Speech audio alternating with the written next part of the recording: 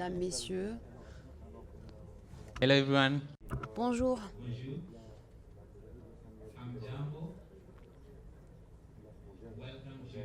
Hamjambo, bienvenue à cette session formidable. S'il vous plaît, veuillez vous installer. Nous sommes très heureux de vous accueillir. Je m'appelle Insanto Wino. Je suis journaliste du Kenya. J'espère que vous êtes tous heureux de vous retrouver ici. Je sais que votre présence aujourd'hui concernant les PME et le financement de PME est un sujet qui vous concerne et bienvenue. Et vers la fin de la session, nous allons avoir une interaction où vous aurez l'opportunité de poser des questions. Bienvenue. Nous allons avoir Sadju qui va nous faire l'allocution d'ouverture. Nous allons parler l'écosystème des PME à travers des partenariats synergétiques. Applaudissez Monsieur Sanju qui va faire la modération. Merci.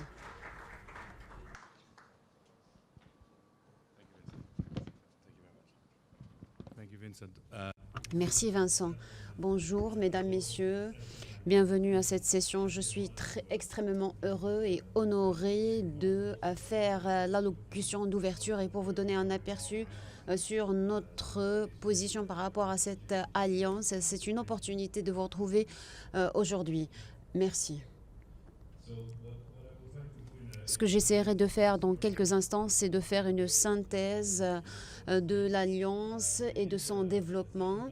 Et nous avons déjà tenu une session il y a 2 ans, en 2022. Il y avait d'autres sessions pendant d'autres événements organisés par l'Alliance, mais c'est toujours bien quand on a un événement comme AFIS, de ramener les gens autour de l'Alliance et pour saisir cette opportunité, pas seulement pour vous donner quelques mises à jour par rapport à notre position et développement, mais ce qu'on peut faire dans cette alliance et pour faire recueillir vos idées. Donc je suis très heureux de vous retrouver, d'avoir ce débat avec vous. Je voulais également vous dire que je suis impressionnée par l'essor de cette alliance depuis notre dernière réunion. Notre transition a ajouté, nous avons d'autres membres qui font partie maintenant de notre alliance. Je crois que ça a provoqué une dynamique, une transition. Et vous allez voir les contributions des membres. Et de manière générale, je dois dire que la marque de l'Alliance s'est développée, et ce, grâce à vos efforts, vos communications, votre innovation, mais également à la création de ces groupes de travail. Vous allez voir quelles sont les caractéristiques de cette Alliance qui a laissé un grand impact. Donc, avant de rentrer dans le vif du sujet, j'aimerais exprimer ma reconnaissance à notre partenaire qui nous a soutenus au niveau financier. C'est un sponsor important de notre alliance. J'aimerais remercier tous les membres et les membres associés parce qu'ils apportent un niveau d'énergie à cette initiative. En termes du rôle de l'AFIS, le secrétariat de l'Alliance. Nous avons le rôle de secrétaire ou du secrétariat. C'est un rôle qui fait notre fierté. Donc la contribution de chaque membre a été extrêmement importante. La thématique de cette session est la mobilisation et l'autonomisation de l'écosystème des PME en Afrique. Et c'est important pour notre alliance. Cette session s'appelle « Autonomiser l'écosystème des PME à travers un partenariat synergétique ». Il y a un écho entre la thématique d'AFIS et la thématique de notre session aujourd'hui. Donc, soutenir les PME, c'est ce qui contribue à l'essor économique de l'Afrique. Et nous voulons développer ce sujet ensemble. Nous reconnaissons les défis le monde où nous vivons est un monde où règne l'incertitude, les défis, et ce sont des défis qui sont relatifs aux PME dans le secteur informel.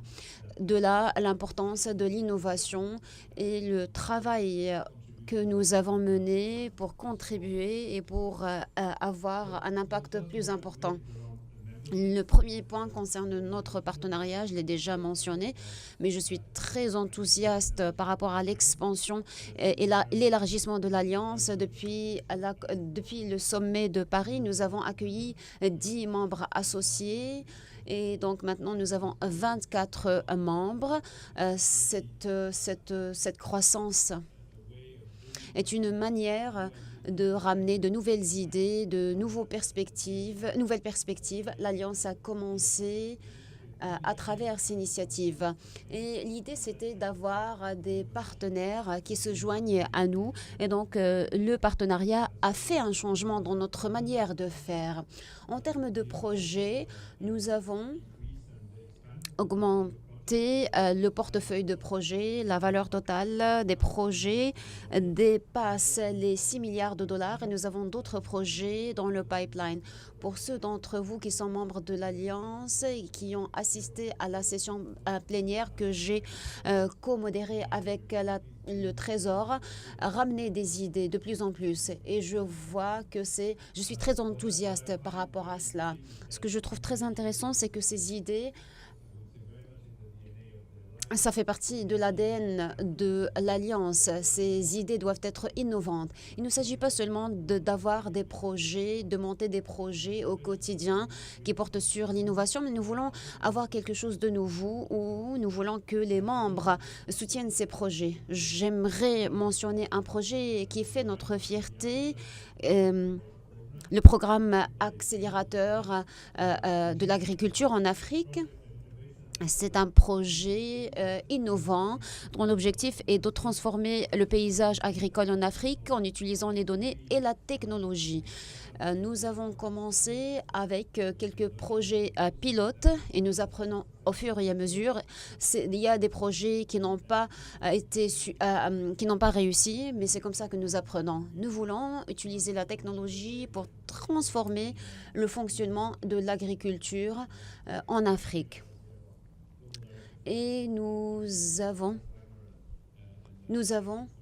remercions Wagner pour le travail qu'ils ont fait, ainsi que l'équipe du groupe des institutions financières. Je ne vois pas bien parce qu'il y a beaucoup de lumière qui m'éblouit, mais je vois des collègues dans la salle. Ce qui est intéressant là-dedans, c'est qu'ils ont invité d'autres collègues, d'autres membres à l'Alliance. Et c'est l'objectif de cette alliance. Il y a également un autre projet qui a été soutenu par BRD, Yellow Fresh.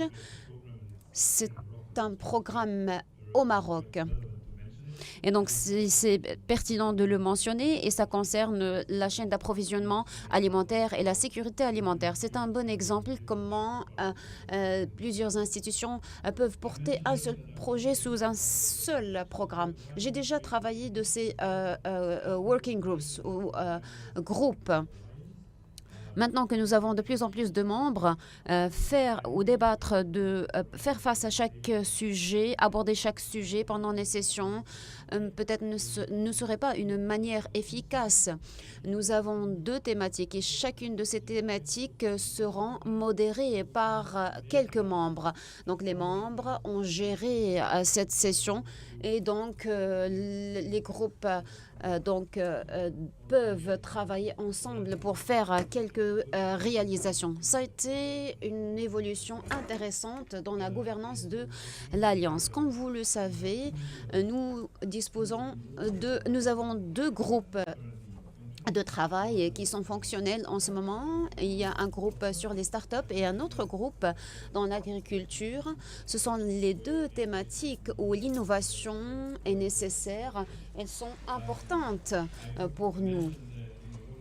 J'aimerais dire que pour les groupes de travail, pour vous montrer à quel point c'est pertinent, le groupe de travail se doit de développer le système informatique de l'agriculture à travers des méthodes importantes pour développer la chaîne d'approvisionnement et les technologies et l'accès au marché. Donc, je crois que c'est une manière très utile de collaborer. Un exemple de la valeur de ces groupes de travail, comme on l'a vu très récemment, il y avait le forum de Paris où les membres de l'Alliance ont assisté à cet événement. C'était par la Trésorerie française et d'autres partenaires. Nous avons mis l'accent sur des stratégies collaboratives pour donner un soutien collaboratif à des startups en Afrique et des PME dans le système agricole avec l'idée de partager la prospérité, notamment pour les agriculteurs. C'est quelque chose que je voulais citer parce que ça reflète l'essor de notre alliance. Et pour le futur, les prévisions de l'alliance, dans le futur proche, nous voulons continuer à raffiner nos stratégies, nous voulons continuer à promouvoir ces actions collectives et nous allons réfléchir à un cadre développé pour éviter les duplicata ou dupliquer les idées. Ce qu'on ramène toujours sur la table, ce sont des idées qui sont dupliquées. Comment est-ce que l'Alliance peut éviter ces duplicata, et nous voulons améliorer le financement et nous voulons améliorer nos stratégies dans un contexte africain pour soutenir la croissance des PME à travers le continent. Nous avons élargi notre partenariat à 2 ans. C'est un engagement des membres et ce que nous souhaitons voir vers la fin de cette année, c'est un élargissement de notre portefeuille et l'élargissement de l'engagement des actionnaires ou des partenaires comme dans l'événement d'aujourd'hui. Et nous travaillons sur une autre partie importante qui consiste à développer des outils analytiques qui faciliteraient la recherche du marché, le développement de projets. Ça permettra aux PME de bénéficier et de faire partie de notre travail. Dernier point, c'est un point important, c'est de continuer et de maintenir l'expansion de nos membres et nous voulons que les membres deviennent de plus en plus efficaces. Je dois vous dire que les nouveaux membres associés qui nous ont rejoints, ils ont ramené plusieurs idées formidables, des contributions importantes. Et ça rend l'Alliance de plus en plus intelligente. Nous allons continuer à devenir des champions en termes de partenariat en Afrique, notamment dans les entreprises gérées par des femmes, et nous voulons continuer, maintenir cette ambition. Je crois que nous sommes très enthousiastes. Nous avons parcouru un long chemin et je vois un futur brillant pour l'Alliance. Et notre objectif, c'est de soutenir les PME en Afrique. Merci beaucoup. J'espère que le programme d'aujourd'hui sera à la au niveau de vos aspirations. Je serai là. Nous allons avoir l'opportunité d'échanger, d'apprendre de vous et d'apprendre des panélistes et des communications qu'ils auront faites. Je vous souhaite une très bonne journée et merci d'être venus.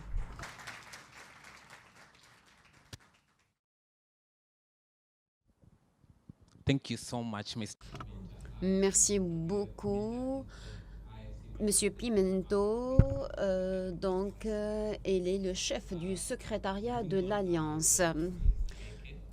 Nous avons Heike Amkat qui est le directeur de l'Afrique subsaharienne.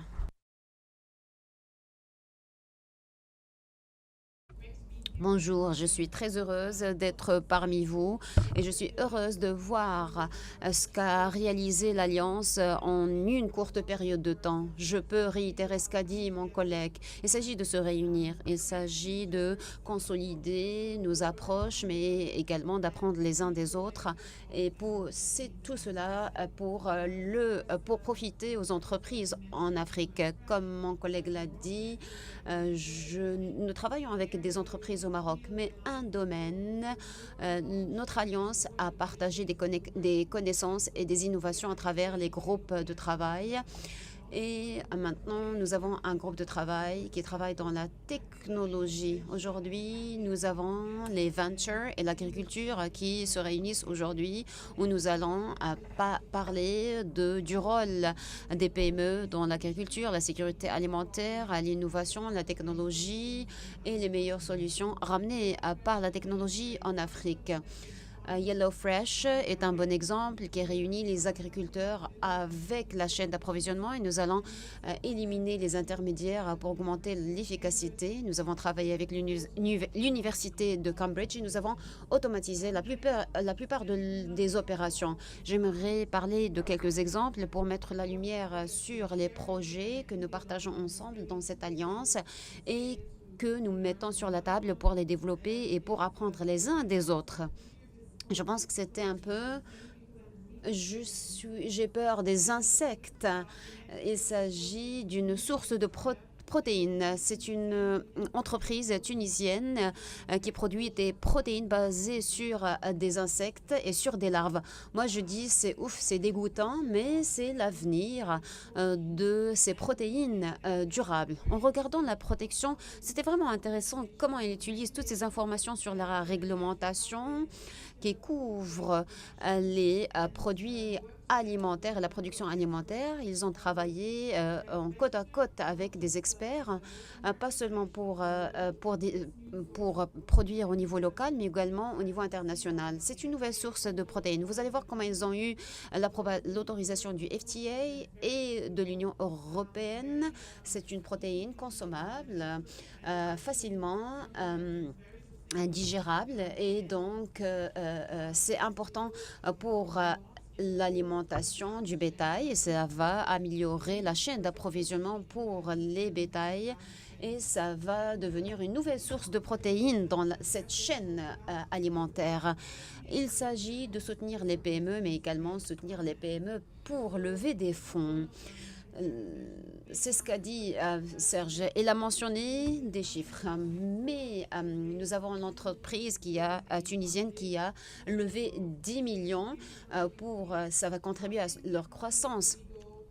C'est bien de voir ces entreprises qui utilisent des innovations, pas des innovations modestes, mais des innovations de grande envergure avec des fonds levés. Donc, je suis très fascinée par ces protéines que l'Alliance avait soutenues. Et on peut parler d'autres récoltes comme une société égyptienne qui connecte les parties prenantes.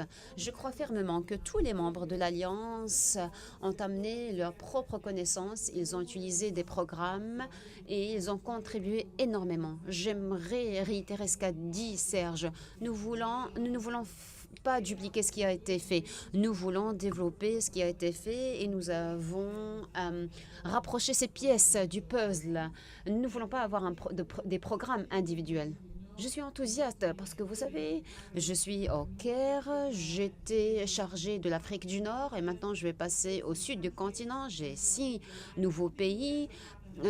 Je n'aurais pas imaginé d'autres partenaires que l'Alliance pour développer notre travail avec les PME en Afrique. C'est un nouveau marché. Nous allons apprendre les uns des autres et nous allons soutenir quelque chose qui est customisé, mais également quelque chose qui peut se développer. C'est mon sujet préféré. J'espère que j'apprendrai d'autres méthodes agricoles qui seraient moins dégoûtantes que les larves. Donc, je suis très heureuse d'être ici et nous nous impatientons de voir ce qu'on peut faire. On ne peut pas travailler en silo. C'est grâce aux partenaires que nous sommes là. Je suis heureuse de voir de plus en plus de partenaires qui se rejoignent à nous. Merci beaucoup. Thank you. Merci beaucoup, Madame Heike. Nous allons passer maintenant à une session riche en informations. Permettez-moi d'accueillir Rad et Mustapha qui vont gérer cette session suivante. Ils vont parler de projets menés par l'Alliance. Applaudissez-les, s'il vous plaît. Bienvenue. Bonjour. Thank you very much. Good morning. So I'm Riyad Nawar. I'm in charge of the FIG, the Finance. Je suis chargée du portefeuille de l'institution financière en Afrique centrale et au nord-ouest. Comme a dit Sergio, avec mon collègue Claude, nous avons un programme accélérateur de l'agriculture. Je serai heureux de faire une présentation avec Moustapha concernant ce qu'on a fait ici et les initiatives pour les agriculteurs. Nous avons un panel avec nos partenaires, le Sénégal et le Maroc. Est-ce qu'on peut avoir les slides, s'il vous plaît?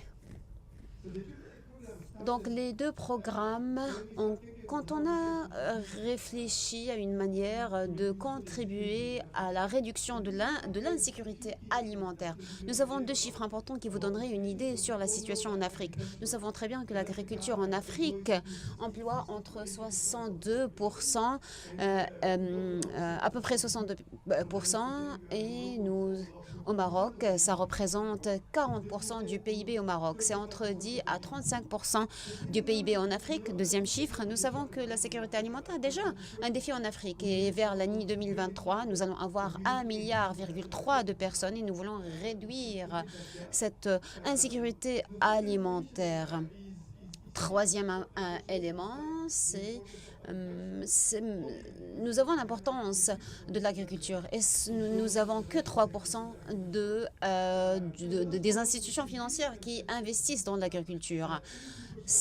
En Afrique, 80% des agriculteurs en Afrique sont des petits agriculteurs et ils produisent 90% de la production alimentaire. Quand on parle de 90%, ce sont des millions. Au Maroc, on parle de 1,6 million agriculteurs. Slide suivant, s'il vous plaît. Alors sur ce slide, ce qu'on a fait, nous avons fait une cartographie de la situation et les récoltes en Afrique. Nous avons vu que les trois récoltes les plus importantes, la production, nous avons blé, riz et nous avons les maïs. En Afrique, nous avons des pays on parle de la sécurité alimentaire. Il s'agit d'alimenter les animaux et donner de la nourriture à la population. La Libye importe à plus de 90%, l'Égypte 47%, la Mauritanie 62%, RDC également. En Afrique, si vous prenez... nous avons 66 millions d'hectares pour le riz et le maïs et on produit plus de 100 millions de tonnes alors qu'on consomme plus de 200 millions de tonnes. Donc, si vous faites les calculs, on importe 90 millions de tonnes. Nous avons essayé de faire une simulation de la productivité du continent en se basant sur la meilleure performance sur le continent. Par tonne et par hectare pour le riz. Nous avons 6 tonnes par hectare pour le maïs et ce sont les meilleures performances que vous allez trouver sur le continent et vous pouvez voir que l'Afrique du Sud est une exception. Elles sont autosuffisantes. Donc, on a fait une simulation de ces 67 millions hectares ou 67. Nous nous sommes retrouvés sur la carte à droite et vous allez voir que plusieurs pays sont passés de l'orange à la couleur verte. Et nous avons commencé par là. Ce que cela veut dire, si on améliore la productivité des terres agricoles existantes avec la meilleure performance que nous avons utilisée maintenant en Afrique, on peut augmenter la production de 155 à 414 millions de tonnes. Il y a quelque chose qu'on peut faire. Voici quelque chose qu'on peut faire. Et ça doit être construit sur les... Au Nigeria, nous avons 8 millions d'agriculteurs. Comment peut-on agréger des millions d'agriculteurs? Et nous avons commencé par la première question. Comment peut-on utiliser la technologie pour transformer l'agriculture, pour agréger des personnes? Nous avons la présentation en synthèse ici. Mais nous avons mis une carte de tous les acteurs qui utilisent la technologie en agriculture. Et notre focus maintenant, c'est ce qu'on appelle les agrégateurs actiques, c'est-à-dire ceux qui peuvent soutenir les agriculteurs. Nous sommes au Maroc, nous travaillons avec le Maroc, nous avons un AgTech agrégateur et nous avons 6 piliers. Premier, c'est connaître le client et il faut faire un profilage des terres. À travers des drones, on peut connaître la taille de la superficie et on peut imaginer la production. Nous avons la qualité des fertilisateurs ou des fertilisants sont un élément important, l'assistance technique. Quand on a commencé l'an dernier, le projet pilote au Maroc que nous avons commencé cette année au mois de novembre. Nous avons recueilli des données sur des agriculteurs au Maroc. Donc, ces données peuvent faire un changement. Et nous avons 3 choses. Nous avons conclu. Nous avons une augmentation de 30% en termes de production. C'est la moyenne de production. Et grâce à cette agrégation, nous avons réduit les coûts par 20% et nous avons amélioré les revenus d'agriculteurs de 75%. L'assistance technique, il s'agit de la gestion des récoltes. Ça, c'est une importante. Sergio a parlé de la taille, mais il y a plusieurs pays où nous n'avons pas, on trouve l'irrigation, mais nous n'avons pas des moyens de faire la récolte. Pour vous donner le Maroc comme exemple, nous avons connecté les agriculteurs grâce à ces moissonneuses connectées. Donc, tous les intermédiaires ont disparu et pour la première fois, ils ont été payés pour la première fois directement. Toutes ces données seront partagées avec les institutions financières pour soutenir les agriculteurs, petits agriculteurs, et pour financer, connecter pour avoir un calendrier des récoltes et les institutions financières peuvent soutenir et financer. Nous, on finance les AgTech, mais on donne une assistance, une gestion et nous avons les garanties des institutions financières. Et donc, tout le système est alimenté par ce qu'on fait au niveau de l'institution. La garantie ne couvre pas seulement l'agriculteur, mais toute la chaîne d'approvisionnement, la mécanisation, les acheteurs, etc. Et ce que nous essayons de faire, nous voulons avoir un partenariat entre les AgTech et les institutions financières. Chaque fois, vous avez des pipelines, nous avons l'institution et l'AgTech. Et nous, les AgTech, nous allons les aider à travailler ensemble. Et vous voyez, nous avons la première initiative que nous avons lancée, 400 millions. C'est la deuxième phase, au Phase 2. Et l'objectif, c'est d'avoir une initiative. L'important, c'est les hectares, c'est d'avoir 9 millions d'hectares. Nous essayons de trouver des moyens de financement par les institutions, nous finançons et nous soutenons les AgTech. On a vu les 10 millions de dollars aujourd'hui. Mustapha, mon collègue a parlé de Mustapha. Donc, soutenir ces institutions, AgTech, c'est, si vous voulez atteindre les 9 millions d'hectares, les AgTech sont la clé pour nous.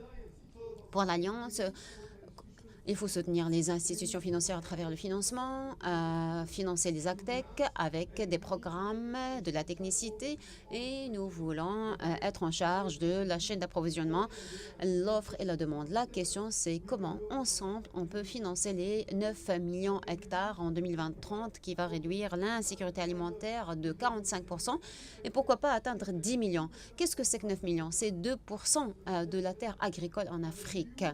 Donc, ça aura un impact énorme sur la région. On ne peut pas le réaliser sans la technologie d'aujourd'hui comme levier important. C'est là où nous sommes et j'invite maintenant mon collègue Mustapha pour parler de l'initiative. Merci.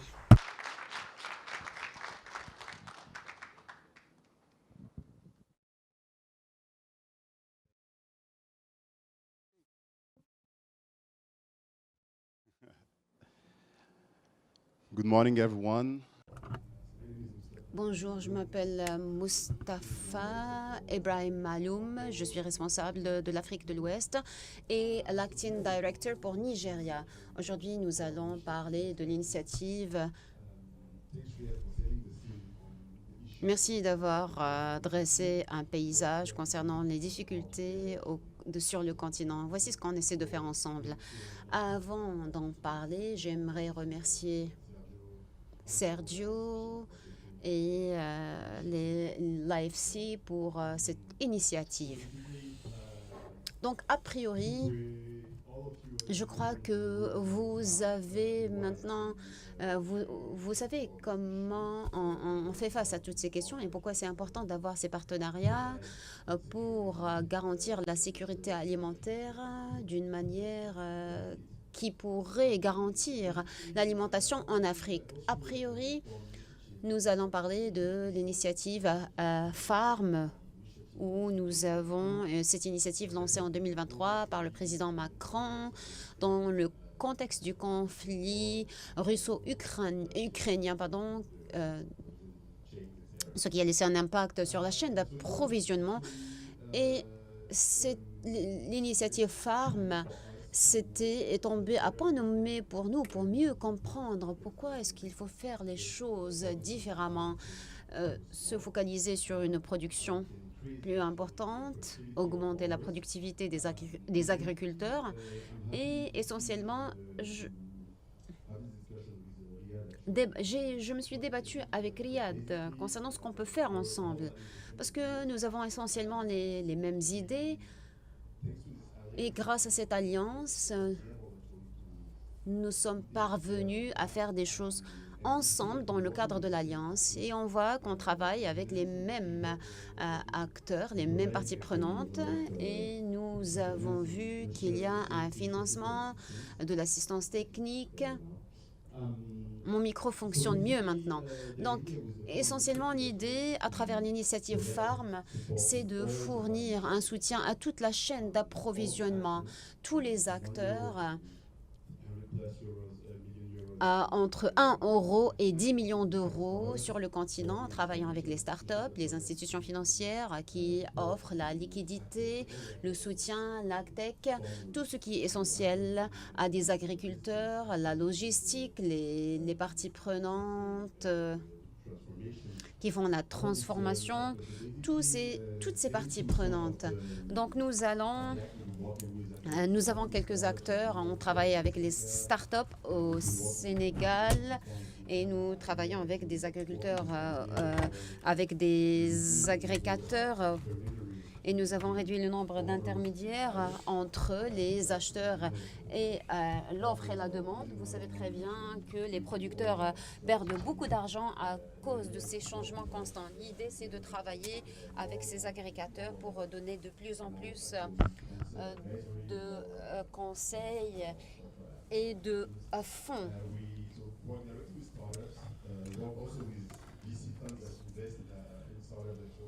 Nous avons aussi le fonds qui investit dans la chaîne agricole. Peut-être vous connaissez Araf.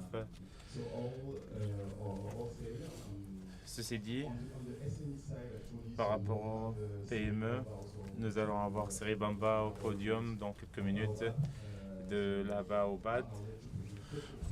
Je vais lui laisser le soin de présenter ce qu'ils font, notamment à travers le financement des petits fermiers, des petits agriculteurs.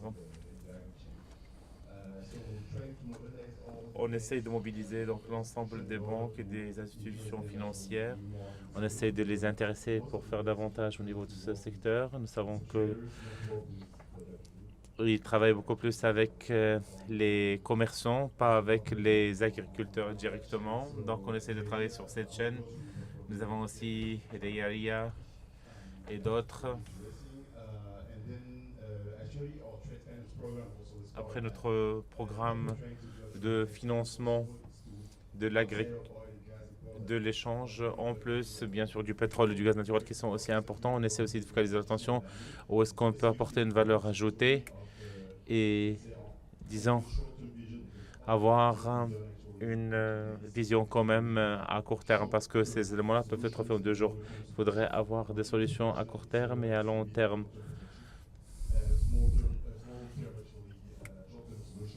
Avoir des solutions à court terme, à moyen terme, faciliter l'importation, bien sûr, des aliments de première nécessité. Et donc, on veut être champion dans ces programmes de financement du commerce au niveau du continental. On essaie de travailler un peu plus spécifique sur le marché du Libéria, du Malawi, du Nigeria, de la Sierra Leone. Donc, c'est ce qu'on fait essentiellement. Donc, on travaille aussi avec des sociétés mauritaniennes, la banque sur place, et nous travaillons toujours aussi sur, par exemple, un des plus grands transformateurs au niveau du continent, notamment Jolax en Sierra Leone. Ils font la transformation. Ce qu'on essaie de faire aussi, c'est que ce qui est intéressant, on essaye de faire tant que les financements, ils ont des capacités, mais ils n'ont pas la capacité de liquidité, donc ils ne peuvent pas acheter ou se procurer les choses dont ils ont besoin pour transformer. Donc on essaie un petit peu capter plus de facilité et essayer de rendre la transformation un peu plus souple. Donc ici, Moustapha, vous pouvez me dire ce qu'il y en est dans ce qu'on essaie de faire, avoir une approche intégrée à travers le financement de l'ensemble des éléments de cette chaîne de valeur. Et on essaie aussi de faire ça de façon additionnelle, en plus des financements pour davantage renforcer les choses qu'on fait. Donc, on essaie de mettre en contact les clients avec les institutions de microfinancement. On travaille avec, par exemple, les corporates de low-tech, par exemple, celle avec Jolac qui travaille avec des opérateurs. Il y a aussi ceux qui travaillent avec le plus grand fabricant d'huile de palme en Afrique. Ça permet donc à cette société sierra-léonaise de pouvoir acheter auprès des autres sociétés se trouvant normalement en Côte d'Ivoire, etc. Une des choses les plus importantes, c'est la formation des agriculteurs sur comment avoir accès à l'éducation des banquiers et des banques pour savoir comment renforcer ces chaînes de valeur. Et enfin, et pas des moindres, il faudrait qu'on remette en question ce que nous avons fait jusque-là. Nous sommes une partie prenante. Donc, avoir cette approche et avoir plus essayer de viser des acteurs qui sont plus vulnérables. Essayer aussi de mettre à l'avant les champions panafricains. Auparavant, par exemple, nous n'avons jamais eu une seule transaction au Sierra Leone. Il y avait une seule transaction qui avait lieu au Libéria. Donc, vous pouvez voir le niveau de départ.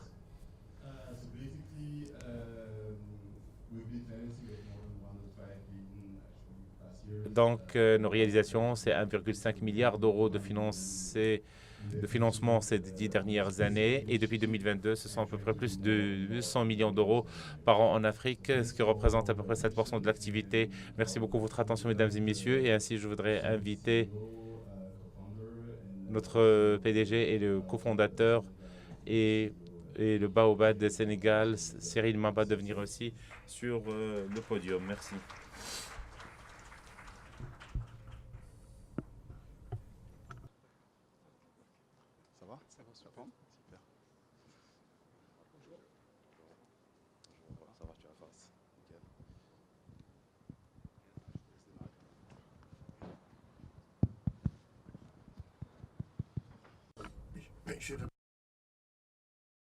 Merci beaucoup, Moustapha. Nous sommes vraiment très ravis d'avoir deux acteurs clés sur cette journée dédiée à l'agriculture. Je vais commencer par Hamza. C'est un jeune très talentueux et vous avez créé Hamza et Hamza. Est-ce que l'autre Hamza, il est déjà dans la salle? Je sais que vous avez créé votre société Hamza et Hamza il y a quelques années. Vous savez, j'ai souligné l'importance de la technologie. Et aujourd'hui, sans technologie, on ne peut pas penser de l'agrégation de millions et des millions d'agriculteurs. Comment l'utilisation de la technologie pourrait financer et faciliter les financements, l'accès au financement pour les petits agriculteurs? Merci beaucoup, Riyad, pour cette invitation. Merci pour la question. Je vais juste contextualiser ce que fait Actic ici au Maroc. quand nous essayons par exemple, de faciliter la vie à nos agriculteurs qui sont responsables ou qui sont spécialisés dans la production de céréales. Ils produisent bien sûr de quelques tonnes qui sont inférieures à ce que se produit, par exemple, les gens en Inde ou en France. Cette question de productivité, une fois on va analyser la situation des agriculteurs, il y a 4 éléments. Le premier, c'est l'accès à des engrais de qualité et aussi des graines. Deuxièmement, c'est l'accès à la machine et troisièmement, c'est l'accès à l'expertise et à l'information, comme c'est dit par Riyad. Si l'agriculteur ne sait pas c'est quoi, par exemple, le modèle de précipitation aujourd'hui, ça va être difficile pour lui. Et quatrième élément, qui est aussi important, c'est l'accès au financement. Cet accès au financement, c'est l'élément le plus important. Disons, c'est même la pierre angulaire, parce que sans financement, vous ne pouvez pas absolument déclencher aucun des autres, que ce soit la machinerie, les graines, et si vous n'êtes pas capable de débloquer, vous ne pouvez pas, bien sûr, déclencher la question de productivité et vous ne pouvez pas mettre à niveau la production agricole afin que, bien sûr, ces agriculteurs puissent atteindre le potentiel à plein régime. Au Maroc, nous sommes très exposés au changement climatique. Ça pourrait être même le 5e élément. C'est pour ça qu'il y a autant de changements. Et selon la dernière recherche menée par la FAO et par d'autres institutions, ce changement climatique en Afrique, et notamment en Afrique du Nord, va bien sûr impacter le niveau de rendement jusqu'à 20%. C'est-à-dire il faudrait bien sûr qu'on arrive à rencontrer les défis d'ici 2030 et au-delà pour pouvoir nourrir les 1,5 milliard de personnes. Il faudrait avoir les outils appropriés. Le rôle de l'agriculteur, c'est de focaliser l'attention sur l'ensemble pour mettre à niveau le rendement de... Je suis sûr et certain qu'à travers ça, on est capable de pouvoir améliorer ces éléments pour mieux produire. Mais encore plus, le rôle de l'agritech, c'est de pouvoir déclencher l'ensemble des potentialités de la chaîne d'approvisionnement pour qu'ils puissent avoir accès aux meilleurs fournisseurs avec les meilleurs prix. Parce que nos agriculteurs, l'année dernière, ils ont un peu accès qui étaient des prix qui étaient 20% plus chers que le marché parce qu'on savait très bien la qualité de ce qu'ils faisaient par rapport au contenu. Et parce qu'on connecte ça à ce que ce soit, par exemple, des leaders de l'agroalimentaire, etc., sont passés par intermédiaires. Donc, le principe de base, c'est que le rôle de l'agritech, c'est de déclencher ou de déverrouiller le potentiel en déclenchant palier par palier.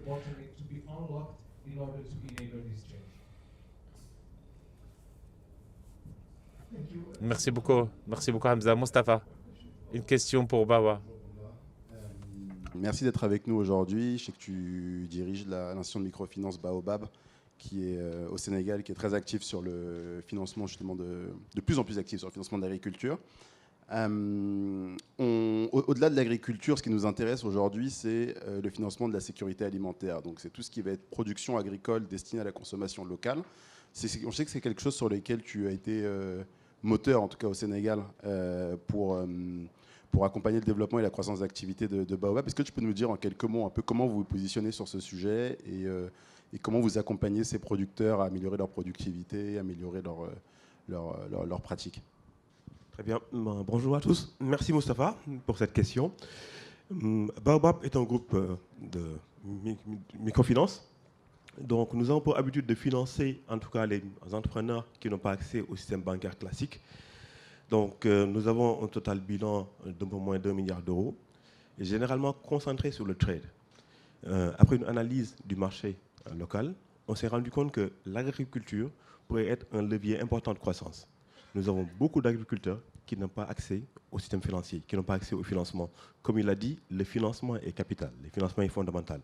Donc aujourd'hui, nous, on est dans un stade embryonnaire, donc on accompagne les agriculteurs surtout dans tout ce qui est working capital, mais également on essaie, vu que l'éducation financière fait partie de notre DNA, on essaie également de les aider à avoir accès à l'eau. Donc financer pour qu'ils puissent avoir accès à l'eau, pour réduire leurs coûts de production, mais également améliorer leur rendement. Donc aujourd'hui, nous avons des partenaires qui les accompagnent à régénérer les sols. Donc également, un autre élément que nous faisons, c'est d'organiser les chaînes de valeur. Faire en sorte qu'aujourd'hui, avant même que la production ne soit sur le marché, qu'on puisse leur trouver un acquéreur. Et toujours dans le but d'accroître l'éducation financière, tout ce qui est calendrier culturel, tout ce qui est effectivement semences de qualité, mais également intégrer le risque climat qui est de plus en plus présent. Maintenant, nous avons des challenges. Les challenges, c'est surtout les pertes post-culture, les transformations sur place, le stockage. Donc, c'est des choses que nous n'arrivons pas actuellement à adresser. Mais en tout cas, nous misons beaucoup sur l'agriculture, qui sera l'un des leviers de croissance du groupe Baobab.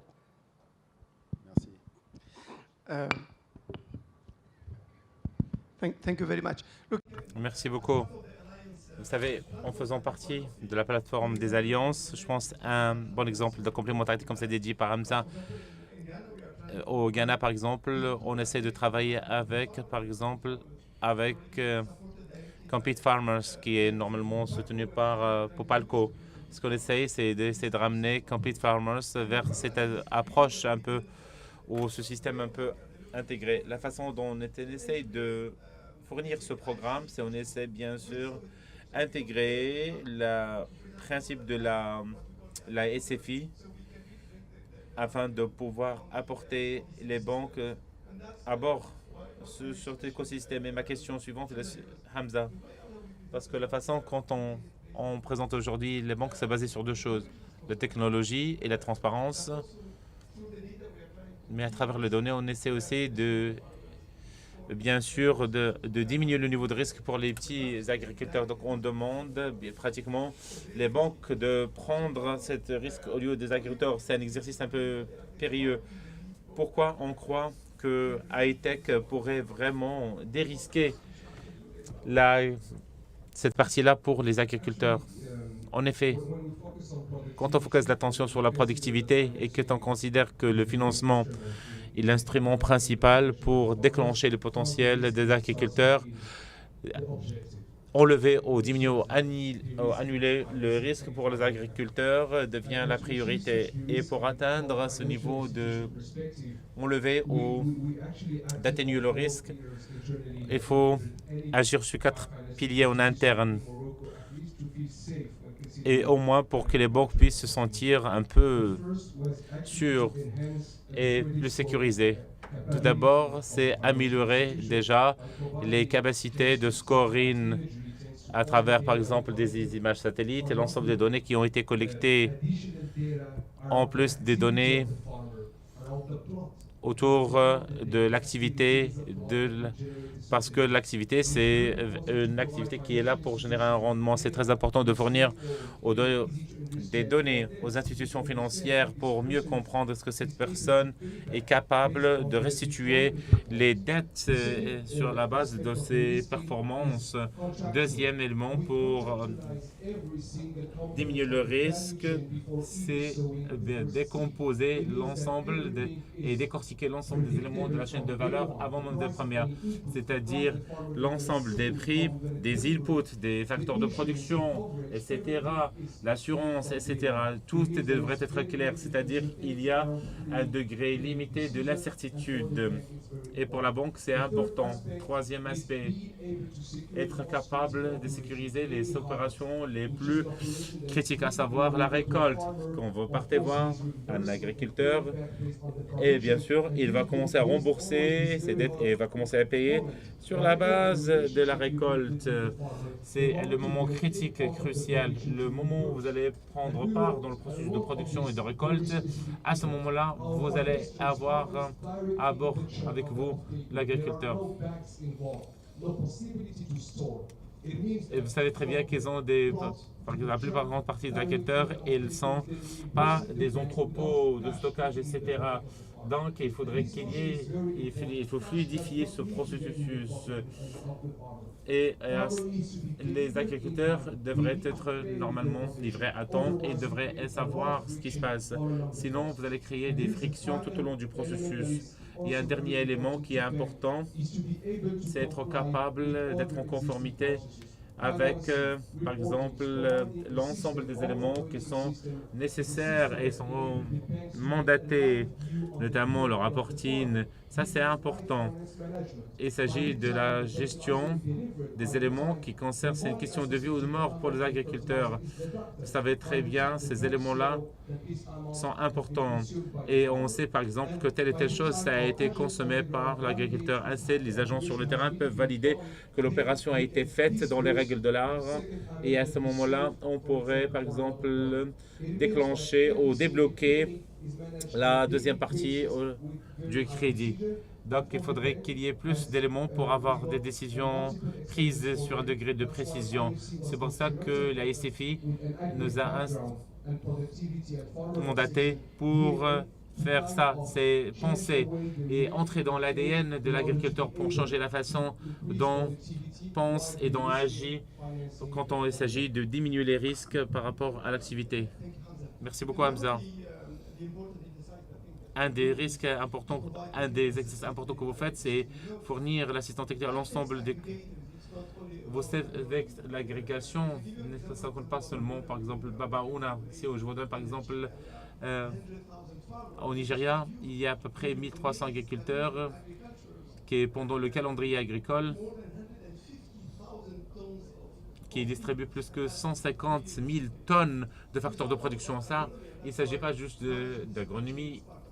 C'est pour ça que ça fait partie de la valeur ajoutée. Une des composantes clés, vous savez que nous avons avec nos Wagner, avec nous, quand on parle d'investissement, c'est clé. Comment aider les institutions financières à transformer l'ensemble de ces données dans des données qui leur parlent et de données qui soient pertinentes, parce que c'est très facile de parler, on va pas faire le dérisquage, mais c'est très facile de faire 3000 hectares, mais quand on passe à 5 millions d'hectares, à ce moment-là, il faut avoir une approche plus pragmatique et plus systémique. La parole est à vous. Très inspirant, ça ouvre la porte à quand même pas mal de collaborations avec les différents acteurs qu'on regarde dans la zone et un peu partout sur le continent. Bamba, je repense à nos discussions. Donc, Baobab, c'est une entreprise engagée, c'est clair, mais ce n'est pas une ONG. Donc forcément, je pense que quand on parle de ces sujets-là, on a tous cet engagement à accompagner le développement du continent, mais ça se fait de manière profitable. Et ça, c'est un message qui est important de faire passer. Je voulais justement, donc, je me rappelle des discussions qu'on a eues il y a quelques mois, où tu me disais que le financement, ce n'est pas le plus important, en fait. L'intérêt est là, mais il y a besoin de plus que du financement pour atteindre ces objectifs. Est-ce que tu peux nous dire un peu quel type de partenariat, en fait, rentrer un peu plus dans le détail des partenariats que vous avez pu nouer pour justement vous permettre de développer cette activité et en l'occurrence, justement, en faisant écho aussi avec ce que disait Hamza, voir comment le travail que peuvent faire certaines AgTech peut vous permettre justement de vous dérisquer naturellement en quelque sorte et surtout d'apporter encore plus de contenu à vos clients fermiers. Merci beaucoup, Moustapha.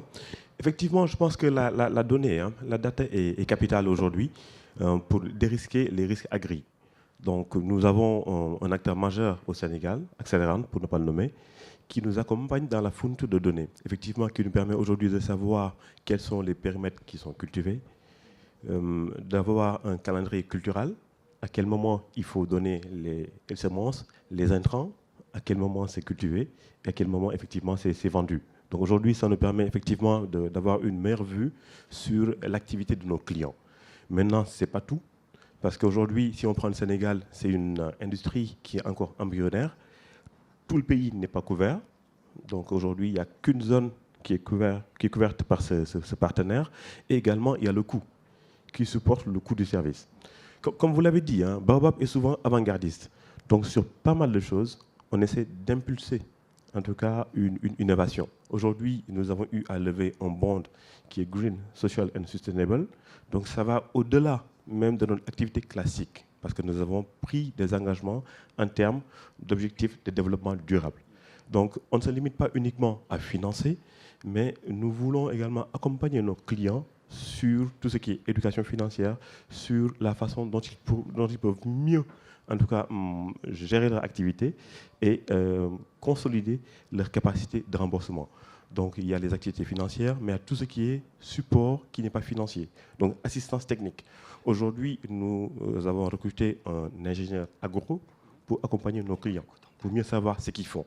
Nous avons un partenariat avec une structure qui fait de la chaux, qui permet aujourd'hui de réduire l'acidité des sols et de multiplier les rendements par 2 ou par 3.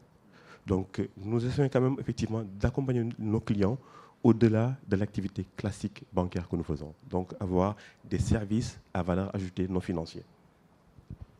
Thank you guys. Look, we can spend... Merci beaucoup. On pourrait pas passer toute une heure de plus, mais allons vers l'assistance.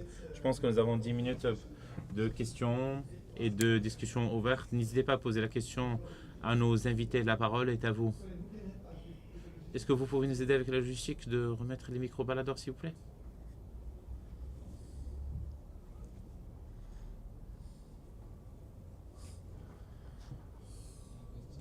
Avez-vous des questions, s'il vous plaît?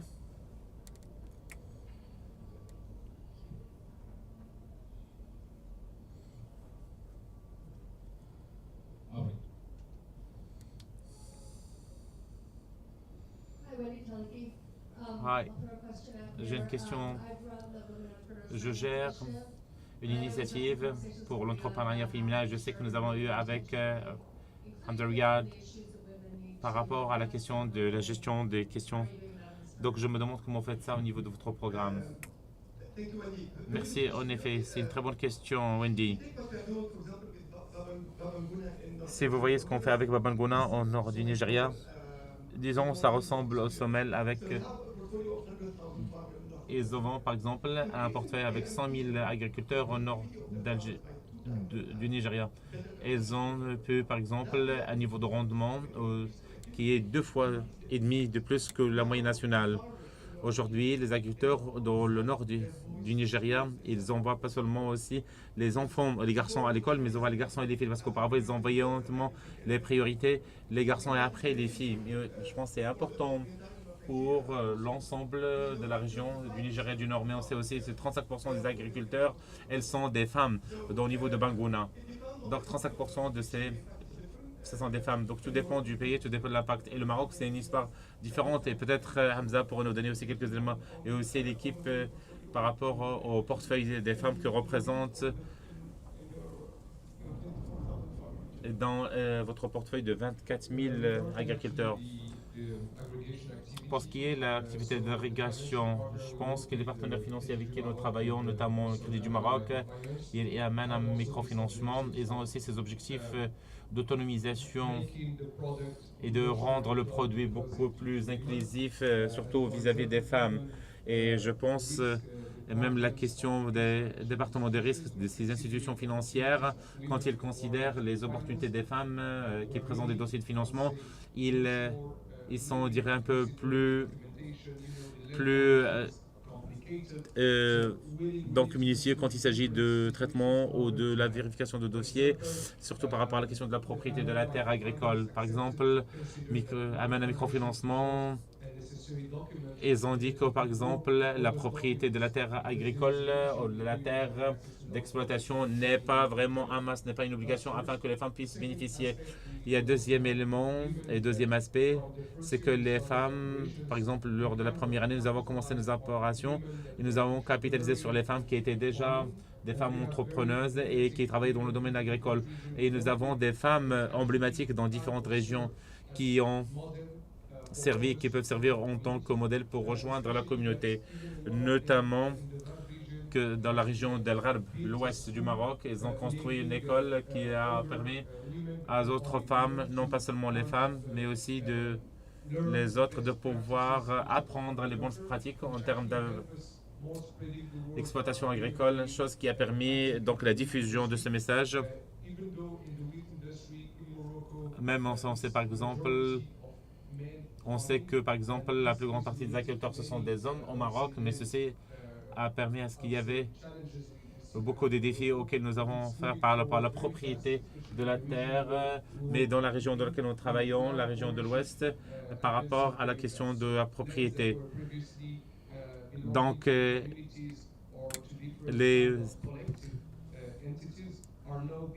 aujourd'hui, il y a donc des processus d'appropriation de terres qui sont plus assouplis, chose qui a facilité l'accès des femmes à ces éléments-là, chose qui a amélioré, dirais-je, le paysage de la propriété de la terre agricole de la part des femmes au niveau du Royaume du Maroc.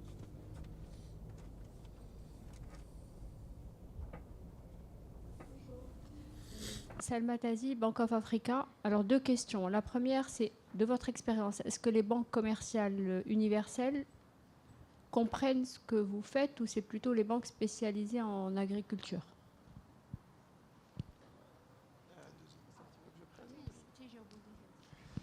Merci beaucoup. J'ai une deuxième question. En réalité, le modèle est nouveau pour tout le monde. Donc, il faut une période de...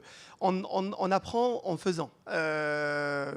Je pense que, par exemple, après 2 ans d'expérience, maintenant, on réalise que les établissements de microfinance sont plus agiles et flexibles pour tout ce qui est inférieur à 2 hectares. Et que les banques sont plus confortables avec les terrains de plus 20 hectares et plus. Mais c'est un exercice nouveau et je pense qu'on apprend beaucoup avec ce qu'on fait dans les banques commerciales. L'apprentissage le plus important, à mon avis, c'est de maîtriser l'environnement et l'infrastructure pays. Parce qu'il y a des pays qui sont dotés de toutes les infrastructures, où il ne faut pas se soucier, par exemple, des équipements des moissonneuses-batteuses, il ne faut pas se soucier de la disponibilité des seeds, il ne faut pas se soucier de la disponibilité des fertilizers, alors qu'il y a d'autres juridictions où, malheureusement, tout ça n'est pas disponible. Donc, il faut très bien réfléchir avant d'engager une campagne agricole, qu'on a les seeds, qu'on a les fertilizers, qu'on a tout ce qu'il faut pour démarrer une saison. C'est beaucoup plus la complexité d'une juridiction à une autre qui est à adopter. Et c'est là le learning qu'on est en train de faire ensemble. On a eu une très belle expérience avec BOA. La petite ne s'est pas arrêtée, on va continuer à travailler ensemble. Mais je pense qu'on est en train de construire, c'est pour ça qu'on commence petit. Par exemple, au Maroc, on a commencé par 500 hectares. Là, on passe à 6 000 hectares. Et l'objectif de passer à 73 000 hectares d'ici 2028. Donc, on construit en maîtrisant l'environnement. Et il y a quand même une variable très importante, quel que soit ce qu'on maîtrise, la notion climatique est non maîtrisable. Et d'où l'importance d'avoir la green insurance. Par exemple, encore une fois, on est au Maroc, la MAMDA couvre 1,6 million d'hectares. On ne trouve pas ça ailleurs dans d'autres pays. Donc c'est à mon avis ce qui fait que l'exercice est moins difficile d'une juridiction à une autre. Merci. Deuxième question, c'est on a vu dans votre dépliant que vous cherchiez l'alliance à avoir d'autres partenaires et à rallier aux membres donc, des institutions financières, non financières et tout.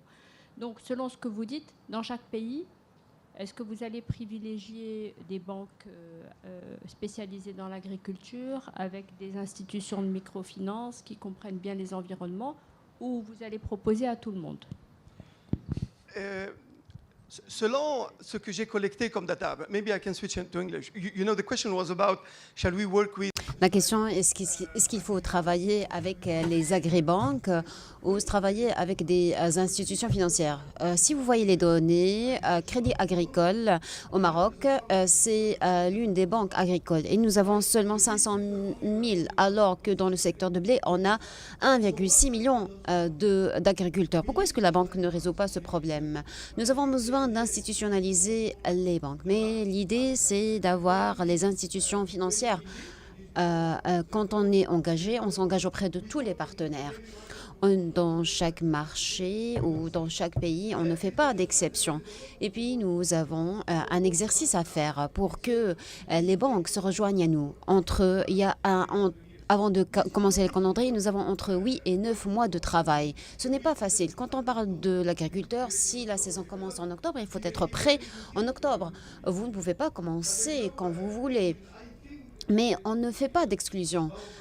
avec Baobab, Al-Amana et Tawfiq. Et ce sont des programmes flexibles à des agriculteurs, de petits agriculteurs. Et c'est la réalité des agriculteurs. En Nigeria, ils ont 1,8 hectares par agriculteur. Et ça, c'est pertinent. Si vous rendez la production alimentaire nous avons, avec une vision viable, nous allons augmenter la récolte annuelle. Merci. Unfortunately, Malheureusement, ce sont toutes les questions que nous pouvons prendre cette session. Applaudissez, s'il vous plaît, les panélistes. yeah, we'll have time. Nous allons avoir le temps de prendre d'autres questions à la fin de la session suivante. S'il vous plaît, soyez patients. Nous n'avons pas beaucoup de temps.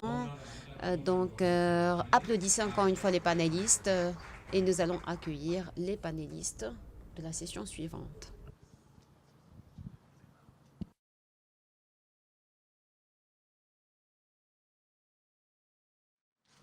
All right.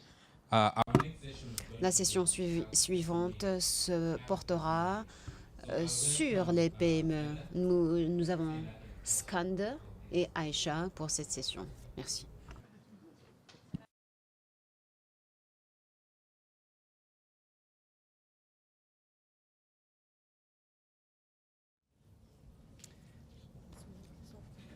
Thank you.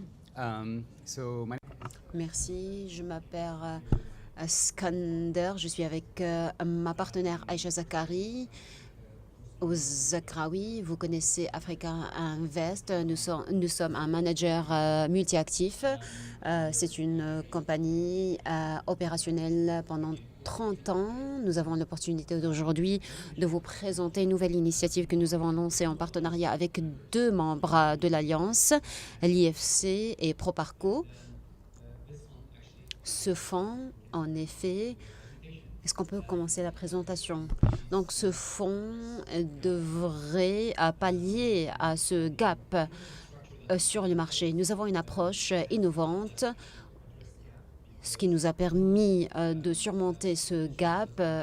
Les instruments qui sont disponibles sur le marché sont capables de donner des données au profit de cliniques et d'hôpitaux privés. Mais l'idée, c'est de s'adresser à la partie importante de cette pyramide. Nous avons réuni les corporates, les entreprises, les institutions privées pour qu'elles contribuent à une structure mixte qui nous permettra de donner des résultats à un grand impact pour le secteur de la santé, tout en donnant un retour sur investissement important pour les investisseurs et en maintenant les capitaux principaux. Cette structure mixte a été établie pour nous permettre d'offrir un instrument qui serait abordable pour les PME qui travaillent dans le secteur de la santé.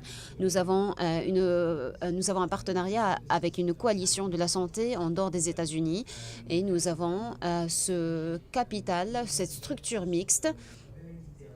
Nous avons également développé une matrice impact important. Aïcha vous en parlera plus tard. Donc, ça mesure l'impact de toutes les opportunités de santé qui sont offertes à cette structure. Et tout élément qui ne correspondrait pas à ce fonds, ça sera éliminé. Donc, l'impact est une partie majeure dans ce fonds et nous avons octroyé un fonds à ces PME. Nous avons des instruments financiers et les frais d'investissement facilitent l'accès à une structure de santé. Nous avons des entreprises que nous avons utilisées avec les partenaires. Nous avons une approche grâce à notre présence sur le continent africain. La proximité est importante et nous donnons la priorité aux entreprises qui sont proches de nos bureaux dans les pays où nous sommes. Cela vous montre le positionnement de ce fonds. Nous allons pallier ce vide, ce gap. Nous avons plusieurs fonds qui offrent un financement dans le secteur de la santé, mais nous, on est focalisé sur les revenus moyens et faibles. Nous sommes dans un stade de développement, mais nous avons également la croissance. Et ça concerne les entreprises vulnérables, les petites entreprises et les entreprises vulnérables. Slide suivant. Pourquoi la dette ? Nous avons choisi d'utiliser un instrument de dette à cause de la taille des entreprises. Ce sont des entreprises avec 10 millions de dollars de retour sur investissement en chiffre d'affaires.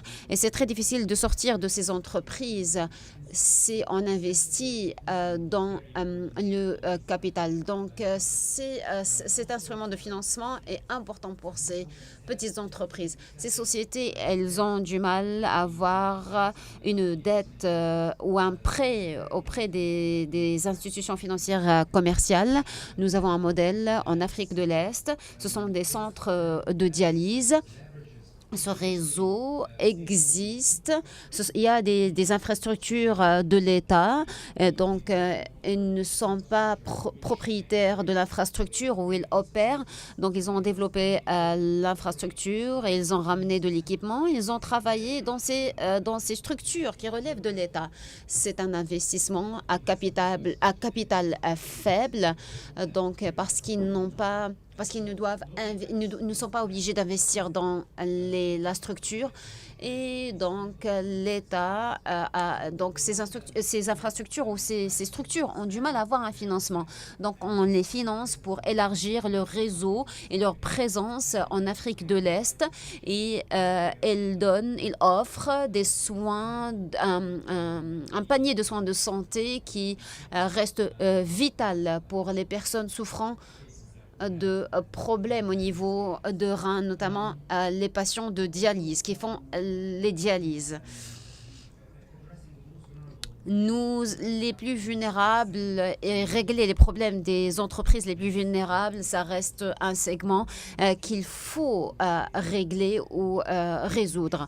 Le fonds a une caractéristique. Nous avons des installations avec la coalition de la santé. Cet accord nous permet d'avoir des business models qui ne sont pas bancables et on les a rendus bancables et les frais d'impact ne sont pas, si les frais d'impact ne sont pas importants ou l'impact n'est pas important, nous travaillons dessus pour augmenter cet impact et pour préparer les pipelines de ces fonds. Aujourd'hui, nous avons fait 3 investissements à travers ce fonds. Voici les 3 piliers. Nous avons la chaîne d'approvisionnement, la transformation de la chaîne d'approvisionnement, et c'est vital en Afrique. Nous avons un modèle d'affaires important. Nous avons une compagnie pharmaceutique qui n'a pas de structure. Ils ont enregistré, ils ont l'autorisation en Afrique de l'Est, en Asie. Ils ont des partenaires de distribution et cela permet d'offrir des prix très compétitifs sur leurs produits. Donc, ils sont opérationnels en Afrique de l'Est. Ils ont un modèle d'approvisionnement très innovant. Nous avons un autre modèle, ce sont les PPP innovantes ou innovants. Grâce à cette innovation, je vous donne un exemple. En Afrique du Sud, nous avons un modèle d'approvisionnement de soins de santé primaire. C'est un modèle technologique qui utilise le triage pour réduire les coûts de soins de santé de base. Avant d'aller chez le médecin, avant d'aller dans un hôpital, vous avez un compte WhatsApp ou une caractéristique sur WhatsApp. Ils peuvent vous poser des questions pour déterminer votre niveau de maladie ou le type de maladie ou votre condition de santé. À ce moment-là, ils vous orientent vers une infirmière ou vers un hôpital ou vers un médecin. Cela leur permet de réduire les coûts de services offerts et ils peuvent faire des économies au niveau mensuellement sur chaque patient. ici, je voulais mettre l'accent sur la création de valeur. Nous avons des stratégies dans chacun de ces éléments. Nous avons des chaînes d'approvisionnement efficaces dans les soins de santé. Nous avons également des modèles innovants permis par la technologie. Nous avons l'impact de ces fonds. Ma partenaire Aïcha va mettre l'accent sur quelques exemples concrets. Nous avons développé un outil qui nous permet de mesurer et d'évaluer l'impact des investissements et des entreprises que nous avons financées grâce à ce fonds. Bonjour, je suis très heureuse d'être avec vous. Comme a dit Iskander, nous avons un impact sur les structures de soins de santé. Nous avons développé cette méthodologie. C'est une stratégie à un impact multiple. Nous voulons passer des outputs, nombre de patients, aux résultats. Comment est-ce qu'on fait pour améliorer les résultats de santé pour ces patients? Une des méthodologies, et c'est ce qu'on appelle l'impact multifacteur. Nous avons utilisé la recherche et les preuves, les évidences. Ce qui est important, c'est que nous avons trouvé une méthodologie qui a le même maintenant à ce stade. On se dit, pour cet investissement, voici le projet approprié, mais également, il y a un autre projet multi-impact. Il y a une compagnie portefeuille avec ProParco pour vous montrer comment ça fonctionne. Voici comment ça fonctionne. La paire, c'est un réseau de 55 magasins d'opticiens qui offre des lunettes à des prix très bas. C'est une société qui travaille avec des ONG. Ils sont présents dans 2 pays. Ce sont des compagnies qui offrent des lunettes low cost. Ils ont également un examen gratuit. Nous avons plus de 400 millions en Afrique qui ont besoin de lunettes en Afrique, mais seulement 1,5 million de personnes peuvent avoir les moyens d'avoir des lunettes parce que les prix sont très élevés pour beaucoup de personnes. Donc, nous ciblons la population à moyen faible et moyen modéré. Ils ont des magasins dans des quartiers défavorisés pour donner l'accès à ces personnes et pour... vous savez à quel point les lunettes changent la vie des personnes. Mais ils peuvent également se faire soigner et pour éviter finalement des problèmes de cécité par la suite ou d'aveuglement. Nous avons des lunettes à prix bas, mais nous avons également des tests gratuits, des consultations gratuites. Et nous avons également quand vous avez des problèmes au niveau de vos yeux, c'est un handicap selon l'OMS. Donc nous avons utilisé les données pour estimer l'handicap que ça peut provoquer. Et donc, ces données ont été communiquées à la paire. Donc, c'est là où nous avons les données. Nous avons fait une probabilité d'impact. On ne se contente pas de dire que nous avons investi dans une société. Non, nous voulons voir quels sont les différents niveaux de ce résultat et comment la compagnie ou cette société offre des lunettes abordables et améliore la santé. Grâce à la recherche, grâce aux preuves que nous avons, on peut réduire les facteurs de risque. Vous avez des probabilités de l'impact. Avec les meilleures données des recherches, le score va augmenter. Ici, nous avons 3 chemins, 3 parcours. On ne voit pas seulement les parties positives, mais également les parties négatives. Nous avons l'emploi de qualité. Quand on a un emploi de qualité, on ne se dit pas non, nous avons créé tant d'emplois. Non. Comment est-ce qu'on peut améliorer la qualité de ces emplois? On se penche sur le salaire payé par la paire à des employés et en comparant cela avec les données de l'Organisation mondiale du travail. mais nous regardons également les bénéfices et les avantages offerts par la société. Ça peut être un programme de retraite et une couverture médicale. Et si tous ces éléments sont remplis, nous allons dire que c'est un emploi de qualité. Nous avons également l'impact environnemental, comme vous le savez. Pour produire des lunettes, nous avons besoin de métaux, de plastique. On peut même aller voir l'impact environnemental de la société et on peut en déduire l'impact négatif. Pour la valeur, nous avons la valeur de l'entreprise. À Afrique Invest, on reste avec la compagnie pendant 7 ans et il faut que l'impact reste après notre sortie. Ça s'appelle l'impact. Une fois qu'on fait les calculs, on divise cela par la valeur. Quel est le capital pour avoir cet impact, générer un impact? Et si vous avez ces chiffres extraordinaire. Pour $1 investi par le père, nous générons $100 en valeur sociale. Il est important de dire que pour la première année, les données ont été validées. On est sûr que pour €1, on peut avoir, par exemple, €100 en termes de valeur sociale. Comme vous voyez, nous croyons que nous allons développer les PME grâce à ces 5 P. D'abord, nous avons le partenariat. C'est d'augmenter le capital à travers des partenariats. Je crois que l'Alliance est mieux positionnée pour le savoir. Iskander a participé à une étude avec des investisseurs privés comme Afrique Invest et des compagnies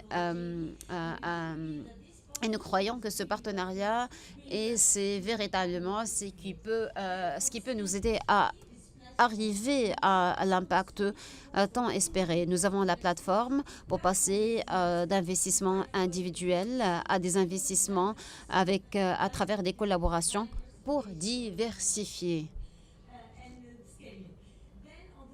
Et puis, pour le 3e P, nous avons les preuves. Nous avons besoin de données. L'exemple, c'est MOI. Nous voulons vous montrer l'impact que nous avons créé, que nous pouvons créer.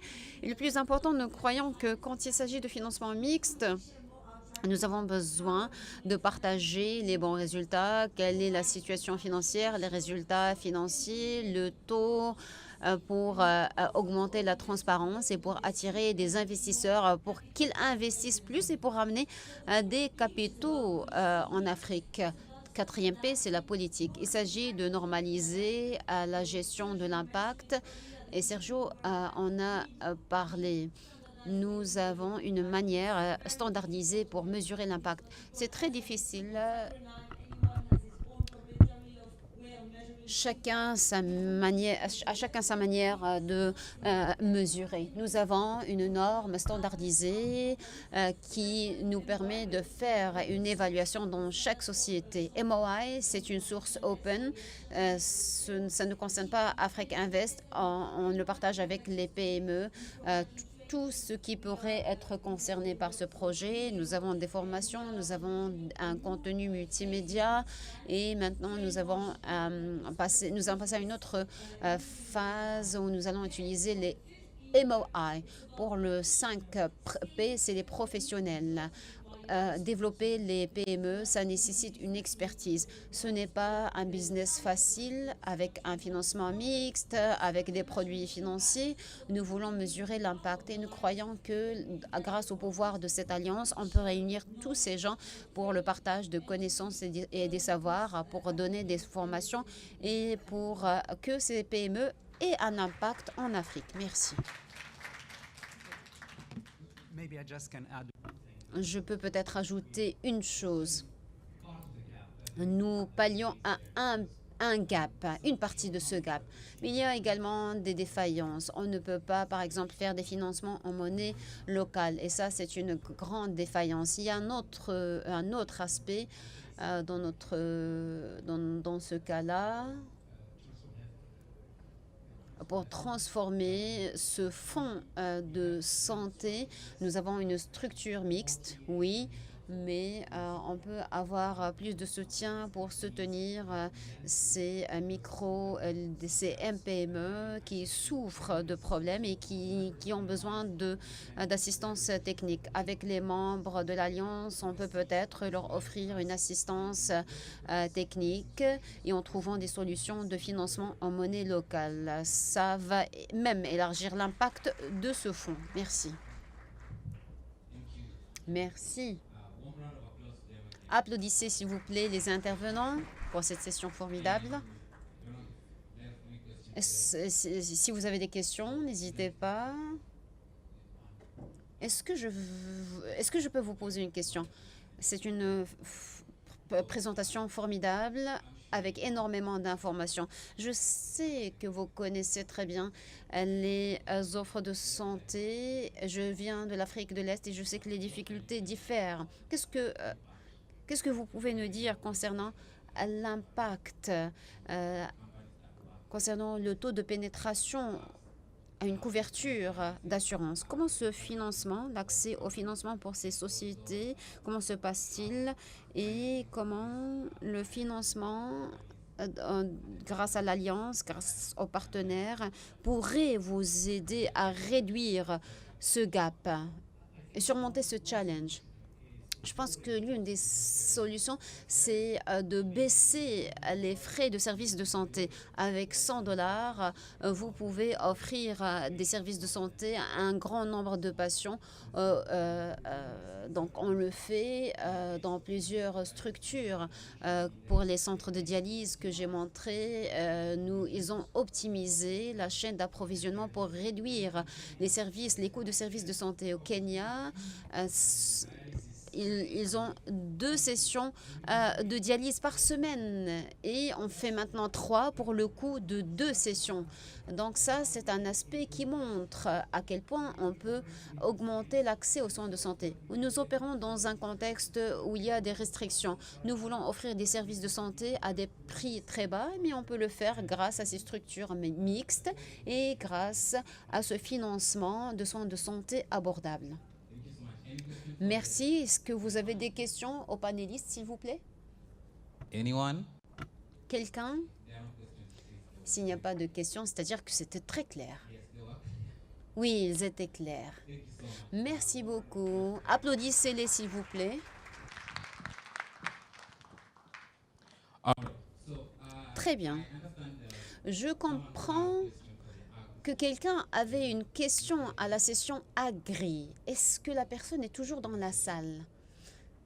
Quelqu'un avait une question pour les premiers panélistes. Je pense qu'ils ont quitté. D'accord.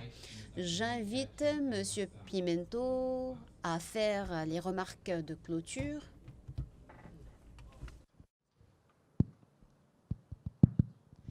Sorry. Désolé.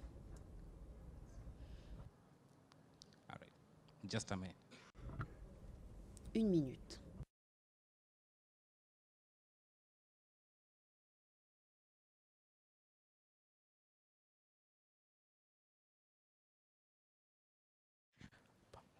All right. Bien, désolé pour cette confusion. J'invite les panélistes, tous les panélistes. S'ils sont toujours dans la salle, revenez s'il vous plaît. Nous voulons avoir une session interactive ouverte. S'il vous plaît, applaudissez les panélistes.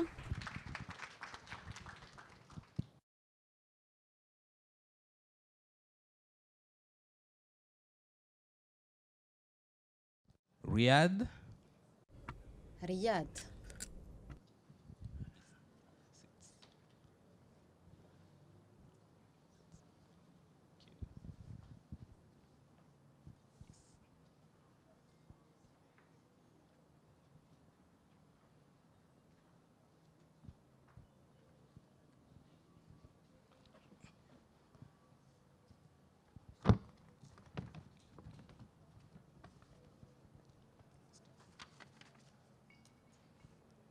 Mustafa.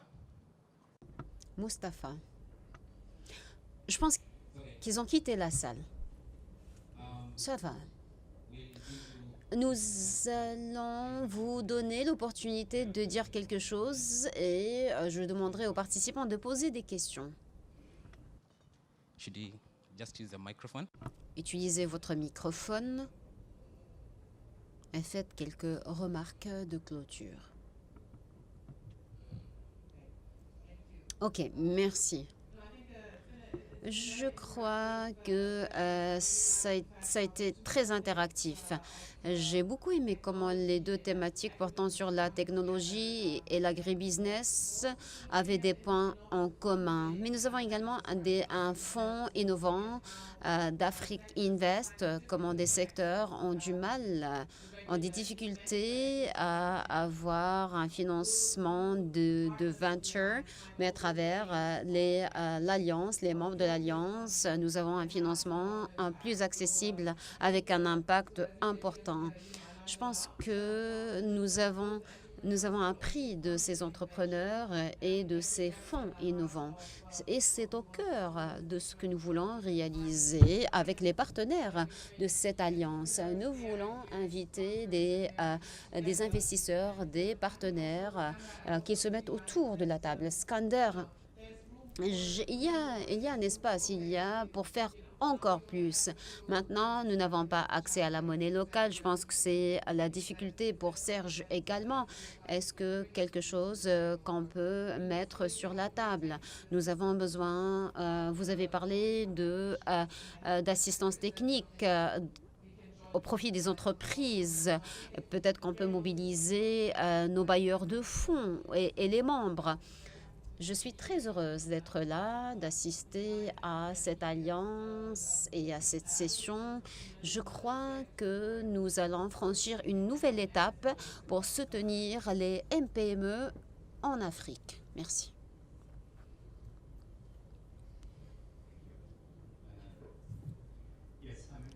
Merci.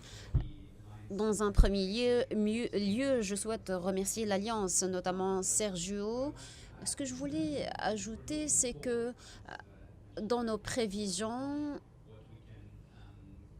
il ne s'agit pas seulement de ce qu'on peut faire ensemble en tant que membres, mais comment est-ce qu'on peut dupliquer ces histoires qui réussissent. Je crois que à travers le feedback et les premiers 3 investissements que nous avons faits à travers Transform Health, nous avons constaté que c'est un modèle qui a réussi. Nous voulons dupliquer cela dans l'espace climat. Nous sommes en train d'élaborer une stratégie climat avec la même structure. Maintenant, nous voulons accueillir le partenariat des membres. Nous serons très heureux d'avoir des partenaires pour faire énormément de choses dans l'espace climat. Merci. Nous sommes très heureux de faire partie de cette alliance. Nous avons appris énormément en assistant à ces sessions. Et la session d'il y a quelques mois, je ne peux pas réitérer l'effort qu'il faut faire. Mais tout ce qu'on fait, c'est toucher la surface. Nous avons la gestion et nous avons également l'évaluation mesurée avec des mécanismes de financement innovants. On est au début et nous serons très heureux de partager avec vous notre méthodologie. Nous voulons avec vous faire un changement durable et mesurable. Merci beaucoup. À vous les 3. Je remercie les autres panélistes de leur intervention. Merci d'avoir modéré ces sessions. Je remercie l'assistance d'être là. AFES est une opportunité de réunion, de réseautage. Je vois des événements de compétition et de concurrence. Je suis très heureux que vous soyez là et que vous avez épargné un peu de temps pour assister à ces sessions. Je trouve cet événement, ces sessions très utiles en termes d'initiatives qui sont opérationnelles. Nous apprenons beaucoup. J'aime bien que... J'ai appris que Heike n'aime pas manger les insectes. Chaque jour, on apprend quelque chose de nouveau. Mais l'innovation, c'est quelque chose d'indispensable, même dans un régime alimentaire. C'est quelque chose qu'il faut essayer. Je suis très reconnaissant à Afrique Invest je vous remercie de la présentation. C'est un exemple concret d'un membre associé qui a ajouté une valeur énorme à ce qu'on fait et comment nous avons utilisé notre plateforme vous avez utilisé notre plateforme pour réaliser certains de vos objectifs. C'est là où nous avons la force de cette plateforme. C'est un parcours intéressant. Et on peut voir que l'Alliance a un impact plus important. Et je suis fermement convaincue que le partenariat est un pilier de cet essor économique. Il faut soutenir cet essor. C'est l'un des domaines les plus difficiles pour les partenaires, les fonds et pour tous les acteurs dans cet écosystème. Travailler ensemble, partager les expériences, les échecs, les réussites. On apprend. C'est extrêmement important. Je suis très heureux d'avoir tenu cette session. Je vous remercie encore une fois. Et je devrais donner les derniers mots, mais maintenant je cède la parole à Riyad. Est-ce que vous avez des idées de votre côté, Riyad? Merci Sergio. Écoutez, on parle de technologie pour l'agriculture, mais on utilise la technologie dans les assurances. La technologie doit être intégrée dans toutes nos propositions. La sécurité alimentaire est clé pour le continent. Comme vous le voyez, il y a des choses que je n'ai pas dit, qu'à l'horizon 2030, les récoltes et la production internationale ne sera pas assez suffisante pour alimenter ou nourrir la population. Augmenter la production grâce à la technologie est indispensable. L'une des beautés de ce qu'on fait à Sergio, par exemple au Maroc, ce qu'on a commencé avec l'Amana, avec 500 hectares comme projet pilote, c'est devenu une initiative nationale. Maintenant, on fait beaucoup de travail avec la Banque centrale marocaine parce qu'il ne s'agit pas seulement d'une seule banque. Nous avons plusieurs AgTech. L'idée, c'est de créer un incubateur avec la banque et nous avons un fonds de garantie excellent. C'est un prérequis pour financer les MPME au Maroc. Nous voulons établir un incubateur au Maroc. Nous avons besoin de 1,6 million d'hectares de plus. Nous ne voulons pas travailler avec le système de financement, mais également la communication. La technologie est importante pour l'agriculteur, mais nous voulons intégrer la technologie dans toutes les propositions. Nous avons besoin du soutien de l'Alliance. Nous avons 7 millions de dollars. Nous avons besoin de 30 millions de dollars en termes d'assistance technique. C'est pour cela que j'apprécie cette initiative et la plateforme. Nous avons besoin de trouver ensemble un moyen de créer une synergie entre l'agriculture, la technologie et les institutions financières. Nous avons besoin de construire cela ensemble avec 500 hectares. Donc, nous comptons sur votre soutien. Merci. Yeah, so we'll take... Nous allons prendre une ou deux questions. Et nous allons donner la parole à l'audience. Nous avons en Afrique, on dit si vous me donnez du poisson, vous allez m'alimenter. Mais si vous m'apprenez à pêcher, donc j'aurai une technique donc de se nourrir. Donc grâce à l'Alliance, comme vous avez dit, il ne s'agit pas seulement de financement, mais c'est au-delà de là. C'est une solution à long terme. Et en fin de compte, nous voulons que les PME en Afrique puissent lever des fonds en Afrique et grâce à des organisations et des banques en Afrique. Les banques devraient être capables de les considérer comme des entreprises qui représentent moins de risques. Mais c'est un challenge.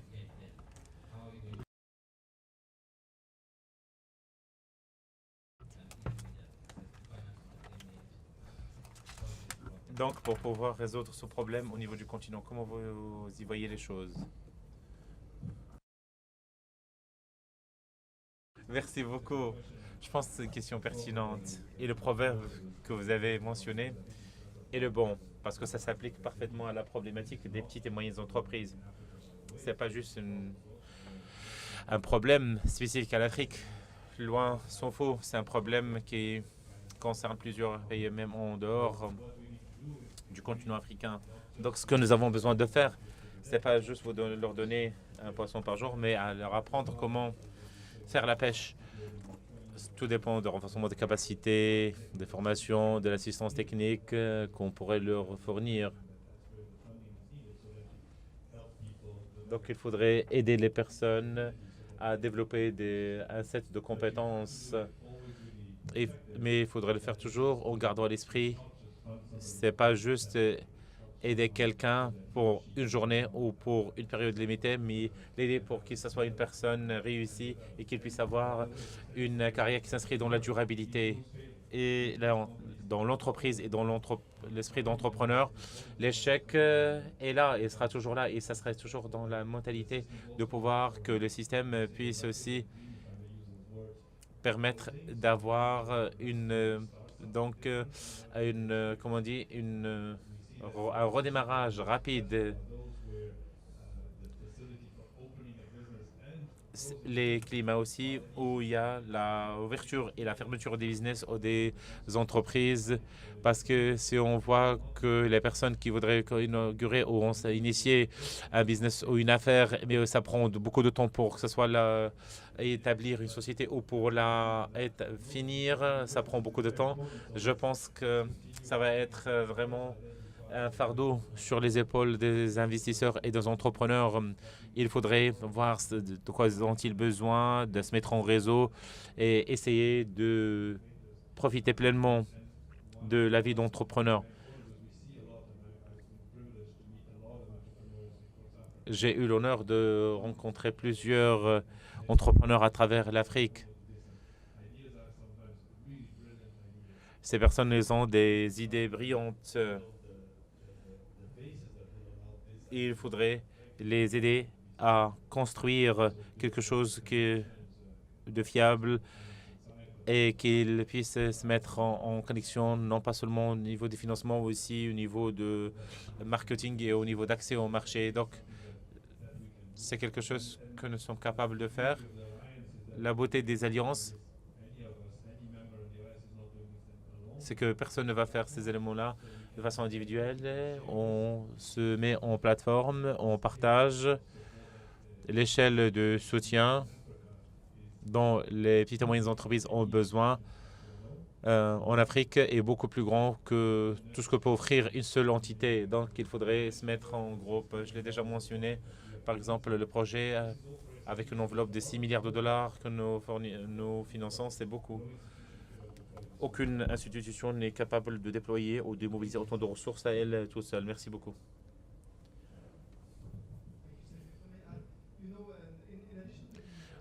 Merci beaucoup. Par rapport à la question de financement, nous avons ce qu'on appelle aussi la plateforme des services non financiers, ce que nous avons construit avec nos partenaires et nous le faisons avec.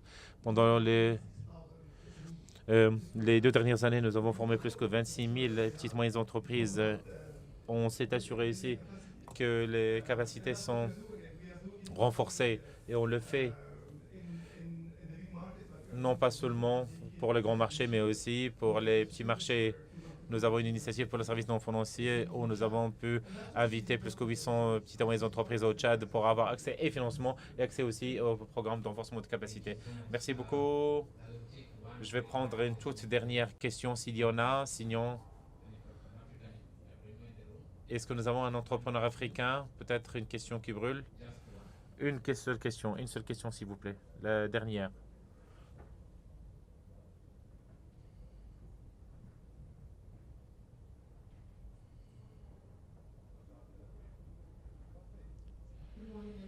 Bonjour tout le monde, mon nom est Luato Sinasatun.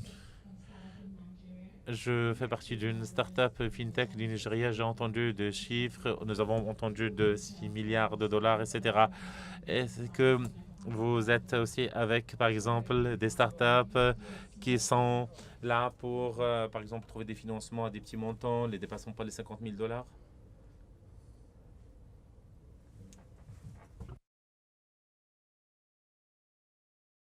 Les 100 000, okay. Je vais prendre une autre question.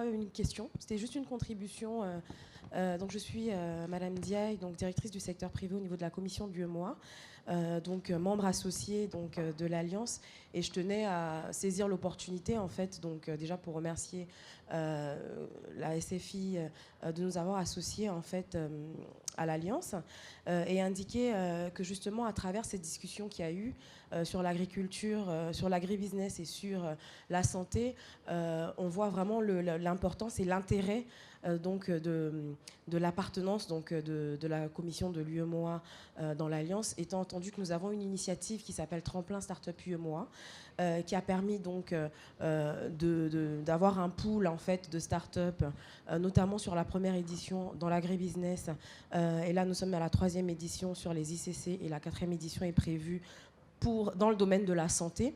Et ce sont des prix qu'on décerne qui nous permettent d'accompagner les startups, de renforcer leurs capacités, mais également de les accompagner financièrement.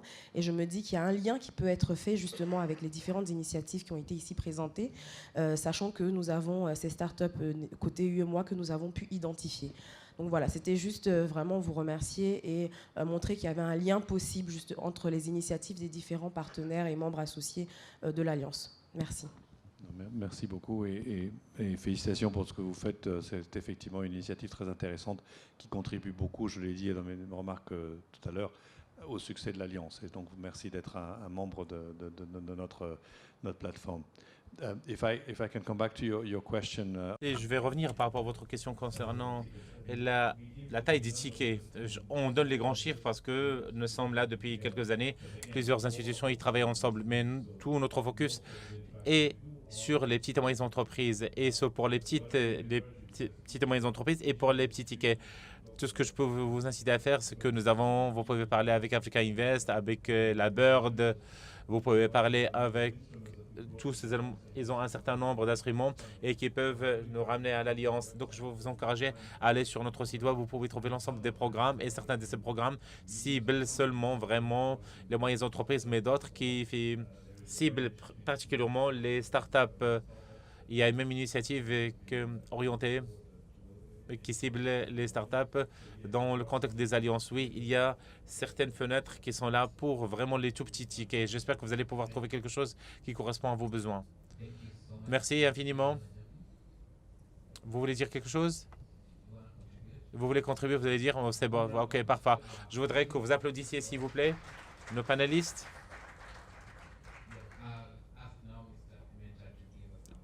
Je vais demander ainsi à M. Pimenta de nous donner l'allocution de closing. Je pensais déjà que c'était l'allocution de